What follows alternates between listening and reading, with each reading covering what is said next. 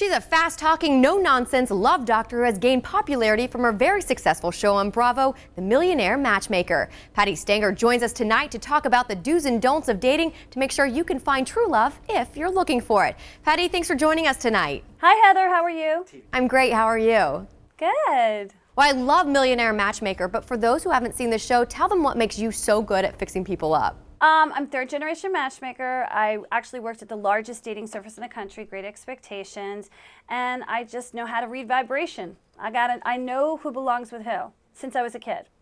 I think I'm psychic in some ways. I don't know. That's what everybody says I am, so. Yeah, and you definitely tell people how it is. Now, we had a lot of women email us saying they're single and ready to date, but they don't know how to get that guy from across the bar to come over and ask them out. So what do you suggest? Well, in Hotlanta, there are tons of guys all over the place. So I was at the Laker game on Sunday, and what I noticed that you do is you do the 5-second flirt, which is on my DVD, How to Get Married in a Year, which just came out on Amazon. And basically, you're signaling with your smile. So I'll play with you, okay? So here's how it goes. You take your hair in your hand, and you go like this. And then you look away. And when he sees that, 4 things are going to happen. 1, he's going to cross the street to buy you a drink because he notices your drink needs to be refreshed. Or you're not his girl. You're a blonde. He likes a brunette. Maybe he's in a relationship, okay? Or he's married. Look for the ring before you do it, okay? Or he's switch hitting for the other team. Or he's the passive-aggressive male, which means he wants you to come over to him. And in that case, you don't want him.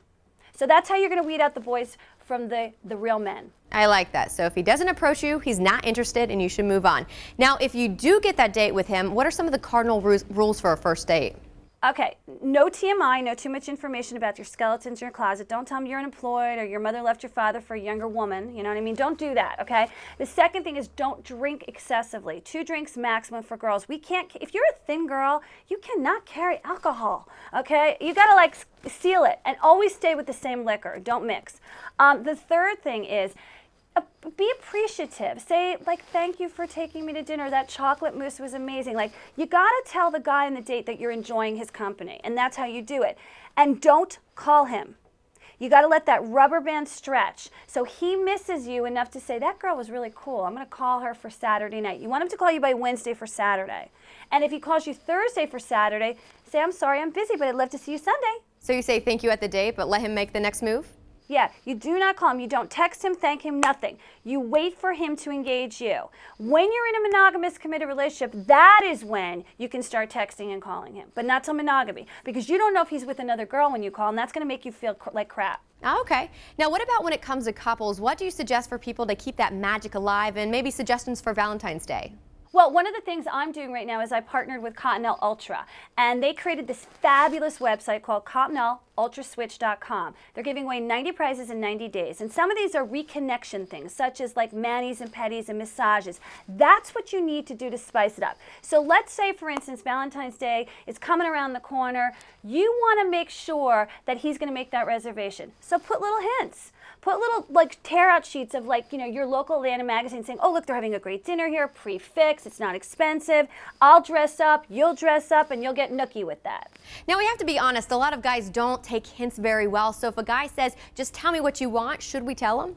That's okay. If he says to you, tell me what you want. Do you want diamonds? Do you want pearls? Say it. Show it. Take out the article from the magazine or take him to the mall. It's okay to do that. What do you think is the biggest mistake people make on Valentine's Day?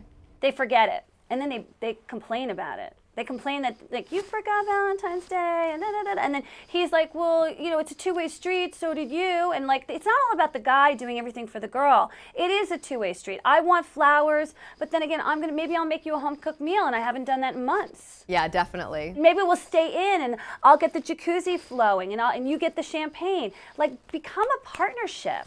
Now, again, we have a lot of singles here in Atlanta, so what should singles do on Valentine's Day? Well, this is like what I tell, you know, I'm friends with the Housewives of Atlanta, and like they're all single right now. Nene, this is for you, okay? So here's what you do. You go out on Valentine's Day, and not with your gay husband, okay? Because the key is if he's out, He's looking for girls and he doesn't have a girlfriend. Otherwise, he'd be with her that night, okay? Because that's the one night they know they can get sex. And they know how desperate women are. So go out with maybe 1 or 2 girlfriends. Don't take like 7 of them. Like the posse is too much for the guy to infiltrate.